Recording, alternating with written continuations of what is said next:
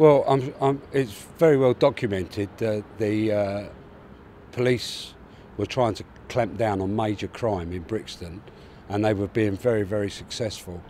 And I think the Scarman report led to the fact that the police had clamped down on the gangsters, and maybe there was people in the background stirring them up, because I do vividly remember afterwards reading a lot of outside people had come into Brixton and caused a lot of the trouble.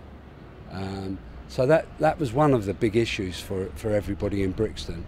And I lived in Streatham. I went to school in Brixton. I'm a local lad. It was so unusual for us. I was living in West Norwood. I was working in West Norwood. I've been brought up in Brixton all my life. It was a lovely multicultural community to live in. And to see these people turn, we could understand, I don't agree with it, we can understand them turning on the authority, but the fire brigade are not the authority.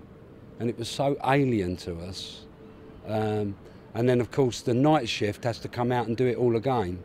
And now everybody's very aware of what's going on. And it was terrifying for everybody, it was terrifying. I wasn't the only firefighter to be injured. And in fact that evening they stole the turntable ladders from West Norwood and smashed those up as well. And the crew on that had to run for their lives. So the knock-on effects. But a lot of these people were not from this area, and they walked away. They walked away. And the culprits were never prosecuted, never got caught. You know, it was just too many people here. It seems to be very mirror image of it, because they were all complaining at the time about the way the police was governing London. But it seems this time that the police didn't have the resources to react. And as we know, a couple of days they decided to let the rioters do their own thing. But of course today they've got the mobile phones, etc., to communicate. We always wondered how they did it in the early 80s. How did they communicate? We have no idea how they did it.